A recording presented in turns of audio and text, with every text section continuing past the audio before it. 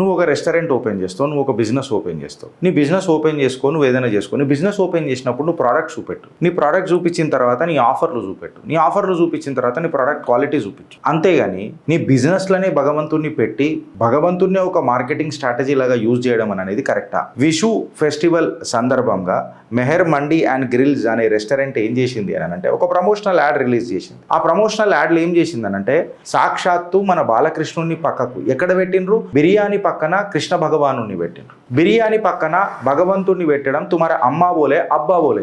నేను ఇవాళ అడుగుతున్నా. మళ్ళీ దీని మీద ప్రకాష్ రాజ్ గారు మాట్లాడాడు, దీని మీద ప్రొఫెసర్ నాగేశ్వర్ కూడా మాట్లాడాడు. ఎవరు మాట్లాడరు? కేవలం నీకు నాకే పంచాయతీ ఉంటుంది కదా, నువ్వే నేను టేకాదారులం అంతే కదా బస్ బ్రదర్.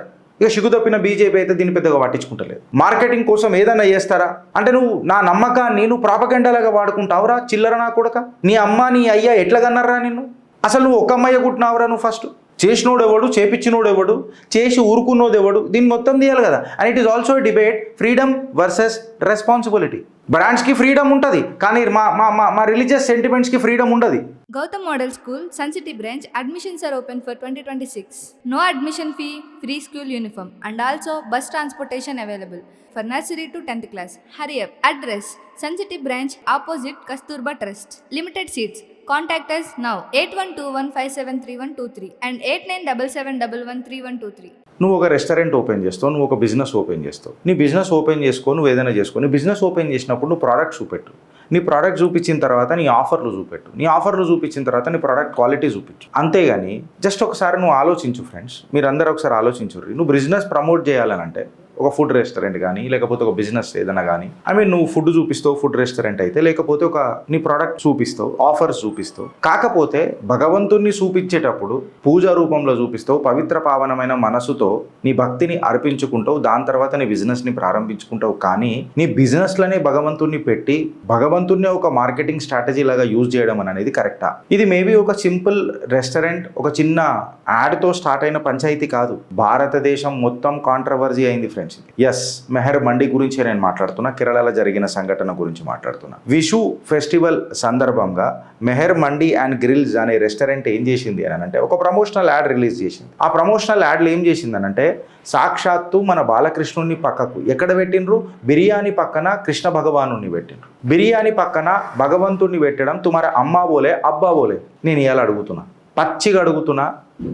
అదే ఇప్పుడు మనోడు ఎవడన్నా చేస్తుంటే గట్లా ఇలా స్లోగన్స్ ఏమని ఉంటుండే తెలుసు కదా మనకి. ఆ స్లోగన్లు సర్ జుదా అని చెప్పి మాట్లాడతారు. అదే నీ అమ్మ చెప్పిందా, నీ అయ్య చెప్పిందా, లేకపోతే నీ ఇంట్లో ఎవడన్నా చెప్పిండా, మళ్ళీ ఇది ఏం చెప్పిండ్రు అని చెప్పి నేను మాట్లాడుతున్నాను. నువ్వు ఎప్పుడైతే నా బాలకృష్ణుని అంత హేళన చేసి చూపిస్తావు చూడు, నీ అయ్యేంది నీ అమ్మేంది నాకు అప్పుడు డైరెక్ట్గా. ఇంత కావరమా, ఇంత బలపారా మీకు? లక్కీ కొడుకుల్లారా, చిల్లర లక్కీ కొడుకుల్లారా. మళ్ళీ దీని మీద ప్రకాష్ రాజ్ గారు మాట్లాడాడు, దీని మీద ప్రొఫెసర్ నాగేశ్వర్ కూడా మాట్లాడాడు. ఎవరు మాట్లాడరు? కేవలం నీకు నాకే పంచాయతీ ఉంటుంది కదా, నువ్వే నేను టేకాదారులం అంతే కదా బస్ బ్రదర్. బాలకృష్ణుని చికెన్ బిర్యానీ పక్కన పెట్టిండ్రు, చాలా సింపుల్గా పెట్టేసారు విజువల్, కానీ ఇంపాక్ట్ ఏ రకంగా ఉంటుంది? ఎక్స్ప్లోజివ్ ఉంటుందా ఖచ్చితంగా. దీని మీద ఎవడు మాట్లాడతలేడు, మళ్ళీ ఎవడు మాట్లాడతలేడు. సిగ్గుశరం అది. మళ్ళీ హిందుత్వ టేకాదారులు తీసుకున్న వాళ్ళు చాలామంది ఉన్నారు, దేశం కోసం ధర్మం కోసం మాట్లాడే వాళ్ళు చాలామంది ఉన్నారు, మళ్ళీ ఎవడు మాట్లాడతలేడు. ఇక సిగ్గుతప్పిన బీజేపీ అయితే దీన్ని పెద్దగా పట్టించుకుంటలేదు. బరాబర్ ఇట్లనే మాట్లాడాలి రా భయ్. మాకు కృష్ణుడు అంటే డెవోషన్ రా భయ్. బాలకృష్ణుడు అంటే మాకు ఇంకా ఇన్నోసెన్స్. ఆయన వెన్న దొంగతనం చేస్తుంటే మేము అది ఎంతో ఎట్లా చెప్పాలా నేను భక్తి రసంలో దాని గురించి.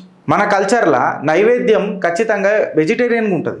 టెంపుల్ ఆఫరింగ్స్లలో మనం ఏది పెట్టినా మనసా వాచా కర్మన సమర్పణా భావంతో స్వచ్ఛందమైన మనసుతో ప్యూర్గా పెడతాం. ఇప్పుడు ఇమాజిన్ చేయండి, ఇదే సేమ్ బాలకృష్ణుడిని మనము మీట్ డిష్ పక్కన బిర్యానీ పక్కన పెట్టుడు అనేది మళ్ళీ ఏ హిందుత్వ వాదికైనా ఇది డైజెస్ట్ అవుతుందా? నేను మిమ్మల్ని అడుగుతున్నా ఫ్రెండ్స్, ఇది డైజెస్ట్ అవుతుందా అని చెప్పి నేను మిమ్మల్ని అడుగుతున్నా. సోషల్ మీడియాలో ఒక పెద్ద విస్ఫోటన జరిగింది, ఇది కంప్లీట్గా రియాక్షన్స్ వచ్చినాయి మొత్తం ఏడుకాడికి. భగవంతుడు అంటే రెస్పెక్ట్ లేదా, హిందుత్వం అంటే మజాకా మస్కరపననా, మార్కెటింగ్ కోసం ఏదైనా చేస్తారా అంటే నువ్వు నా నమ్మకాన్ని నువ్వు ప్రాపగెండాలాగా వాడుకుంటావురా చిల్లర నా కొడక. నీ అమ్మ నీ అయ్యా ఎట్లా కన్నారా నిన్ను? అసలు నువ్వు ఒక అమ్మాయి కుట్టినావురా నువ్వు ఫస్ట్? ఇట్లాంటి ముచ్చట్లు ఖచ్చితంగా వస్తాయి, ఎందుకంటే you are time and again insulting my faith యార్, టైమ్ అండ్ అగైన్. ఇది ఇట్లా అయినందుకు సోషల్ మీడియాలో వాయిసెస్ చాలా గట్టిగా పోయినాయి, చాలామంది రియాక్ట్ అయినరు. మన ఈ ఓనరీడు మెహర్ మండి అని గ్రిల్స్ వాడు ఏం చేసిండు, ఇది మేము తప్పు చేయలే, డిజైనర్ మిస్టేక్ చేసిండు, మేము అవుట్సోర్స్ చేస్తుంటే ఇవి ప్యాంప్లెట్స్ చేయనికే, మా ఇంటెంట్ అట్లా లేదు అని చెప్పిండ్రు. ఇప్పుడు మిస్టేక్ అంటే సరిపోతుందా నేను అడుగుతున్నా, మళ్ళీ రెస్పాన్సిబిలిటీ ఎవరిది అని చెప్పి మాట్లాడుతుంది. ఇది జర జాగ్రత్తగా నుండ్రి, నేను చట్టాన్ని తీసుకొని వస్తున్నాను వీళ్ళకి డైరెక్ట్గా. ఇప్పుడు ఇది ఖచ్చితంగా వెరిఫైడ్ న్యూస్ అని అందరికీ తెలిసింది. టైమ్స్ ఆఫ్ ఇండియా, ఎన్డీటీవీలు అందరి దగ్గర వచ్చింది. పోలీస్ ఒక ఎఫ్ఐఆర్ బుక్ కూడా చేసింది. ఎఫ్ఐఆర్ బుక్ చేసింది, ఈ కేసు రిజిస్టర్ అయింది. భారత్ న్యాయ సమితి ప్రకారము రిలీజియస్ సెంటిమెంట్ హర్ట్ చేస్తున్నారు అని చెప్పి కూడా పెట్టిండ్రు. ఇది డిస్టర్బ్ చేసే విజువల్స్ ఇవి ఎక్సెట్రా అని చెప్పి కూడా వాళ్ళు మాట్లాడినారు. ఇది ఇట్లయితే యాక్సెప్ట్ చేయమని చెప్పి అని మీద కేసు బుక్ చేసిరు. పోలీసు వాళ్ళకు సప్పట్లో కొడదాం.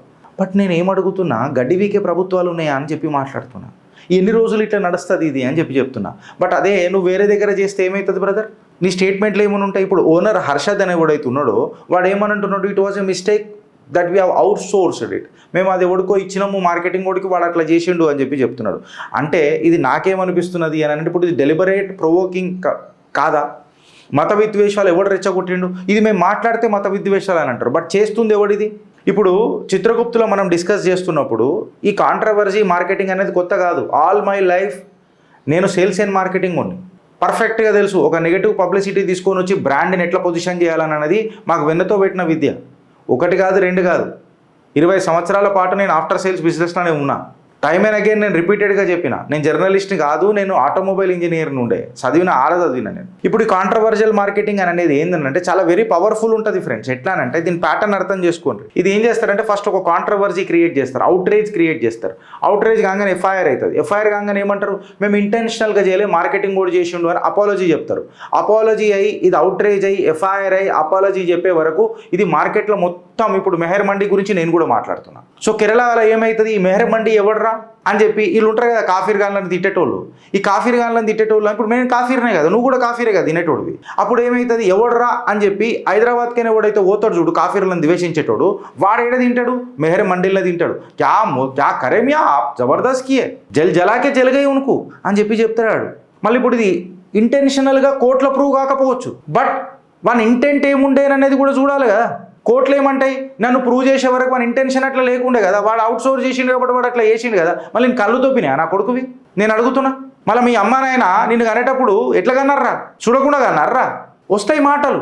ఇంటెంట్ ఏంది, easy not responsible, easy not accountable అనేది వస్తుంది. ఇలా బ్రాండ్ డిఫెన్స్ పెడతాడు. ఆడు బ్రాండ్ డిఫెన్స్ ఏమని పెడతాడు అంటే, డిజైనర్ మిస్టేక్ చేసిండు, అవుట్ సోర్స్ క్రియేటివిటీ అయింది, ఇంటెంట్ నాది లేదు అని చెప్పి పెడతాడు. ఇప్పుడు ఏమవుతుంది అంటే మిస్టేక్ క్వశ్చన్ ఇక్కడ ఏంటంటే, స్టార్ట్ అయిందా లేదా panchayat?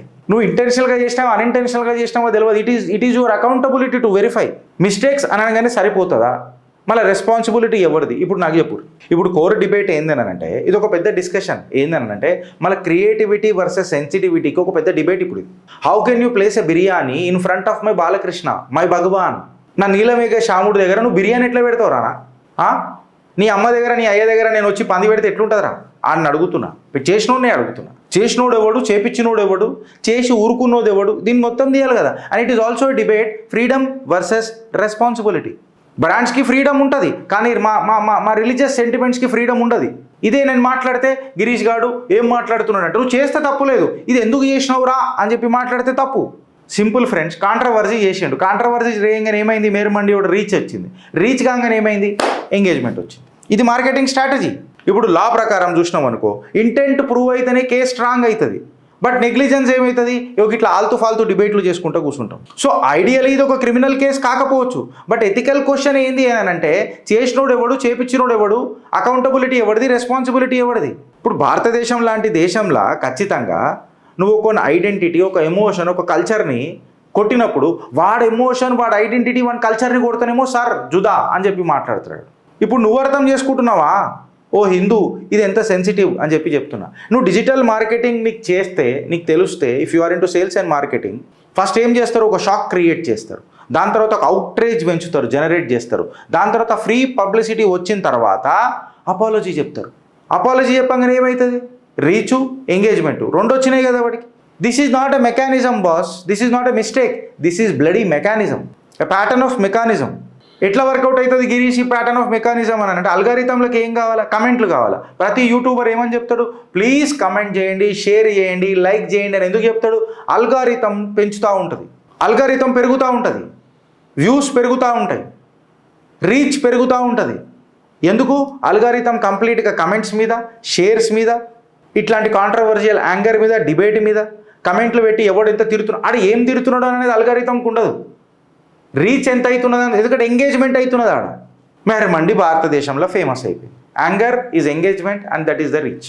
For the sake of publicity if these buggers are doing this, దీన్ని వదులుదామా? నేను ఏది మాట్లాడినా ఆధారాలతో మాట్లాడతా బ్రదర్. మీకు నెగటివ్ పబ్లిసిటీ ఒకసారి చూపిస్తున్నా. నైకీ ఏం చేసింది తెలుసా మీకు? ఒకసారి ఫీచర్డ్ కొలిన్ అని చెప్పి ఒక యాడ్ తీసుకొచ్చింది. ఇందులో మ్యాసివ్ అవుట్రేజ్ అయింది, పెద్ద లొల్లి అయింది. పెద్ద లొల్లి కాగానే ఏమైంది తెలుసా? ఈ నైకీకి ఎంగేజ్మెంట్ వచ్చింది బాగా. 5 ఎంగేజ్మెంట్ రాగానే సేల్స్ డబుల్ అయినాయి. అంటే controversy, polarisation, reach, engagement, sales. Same Balenciaga అని చెప్పి ఒకటి ఉన్నది. అక్కడ ఇన్అప్రోప్రియేట్ ఇమేజరీ పెట్టిండు వాడు కూడా. అడ్డమైన ఒక ఫోటో పెట్టిండు. ఫోటో పెట్టగానే గ్లోబల్ అవుట్రేజ్ వచ్చింది, సెలబ్రిటీ బ్యాక్లాష్ అయింది. తర్వాత అపాలజీ చెప్పిండు, హ్యూజ్ క్రెడిబిలిటీ తీసుకున్నాడు. ఒక షాక్ కంటెంట్ తీసుకొచ్చి హెడ్లైన్లలో నిలిచిపోయిండు, సేల్స్ పెంచుకున్నాడు. పెప్సీ 2017లో కెండాల్ జెన్నర్ అండ్ ట్రైబలైజ్డ్ ప్రొటెస్ట్లు జరిగినాయి. అక్యూజ్డ్ ఆఫ్ ఎక్స్ప్లాయిటింగ్ యాక్టివిజం పేరు మీద ఆరోపణలు వచ్చినాయి. తర్వాత యాడ్నే తీసేసిండ్రు. కాకపోతే గ్లోబల్ డిబేట్ అయింది. పెప్సీ ఏ దిల్ మాంగే మోర్ సెన్సిటివ్ టాపిక్స్తోని రిస్కీ బట్ వైరల్ ఏమైంది? తర్వాత పెప్సీ ఏ దిల్ మాంగే more. Maybe it has happened in India or not, that's the secondary issue. But Pepsi has created brand, right? Tanishq 2020లో interfaith baby shower ad Tanishq కూడా. ఈ బాయ్కాట్ ట్రెండ్ మొదలైంది. బాయ్కాట్ తనిష్క్ అని కాంట్రవర్సీలా పెద్ద కాంట్రవర్సీ అయింది. 2020లో యాడ్ని విత్డ్రా చేసిండ్రు. నేషనల్ డిబేట్ జరిగింది. కల్చరల్ సెన్సిటివిటీ మ్యాటర్లలో ఒళ్ళు దగ్గర పెట్టుకుని ఉండమని చెప్పి తనిష్క్కి చెప్పిండ్రు. ఇప్పుడు ఫ్యాబ్ ఇండియా కాడికి వచ్చినాం అనుకో, లేటెస్ట్గా 2021లో దివాళీ క్యాంపెయిన్లు ఏమని చేసిండ్రు? జశ్నే ఏ రివాజ్. నేను మొన్న మాట్లాడినా, చేసింది ఎవడు? Fab India. మన పండుగని నువ్వు దివాళీ అని అనొచ్చు కదరా, నువ్వు వీడేమని అంటాడు? జశ్నే ఏ రివాజ్. కల్చరల్ బ్యాక్లాష్ అయింది, క్యాంపెయిన్ విత్డ్రా అయింది. కాకపోతే ఫ్యాబ్ ఇండియా అనేది అందరి నెత్తిలలో కూర్చున్నదా లేదా ఈ నెగటివ్ బ్యాక్లాష్ వల్ల? మాన్యవర్ 2020 తీసుకో, వాడు దీపావళిలో పటాకాలు కాల్చొద్దని అంటాడు, క్రిటిసిజం చేస్తాడు వీడు. మళ్ళీ వీడికి కావాలైంది, మళ్ళీ హిందూ పండుగలే కావాలి వీడికి రీచ్ కానికే. బాయ్కాట్ కాల్స్ వచ్చినాయి, బ్యాక్లాష్ వచ్చింది. Tradition, sensitive zone, reach, engagement. తర్వాత సేల్స్ పెంచుకున్నాడు. ఇలా నోట్లలో మన్నవాడ, ఇలా దందల పీనుగులేలా. మీకు అర్థమవుతుందా అని చెప్పి నేను మాట్లాడుతున్నాను. ఇది అర్థమైతే నీకు క్లారిటీ వస్తుంది. ఓ హిందూ నిద్రలే, ఒక లైక్, ఒక షేర్, ఒక కమెంట్, అట్లీస్ట్ నిజాలు చెప్పినందుకన్నా మీరు ఇస్తారా అని చెప్పి నేను అడుగుతున్నాను. భారత్ మాతాకి జై.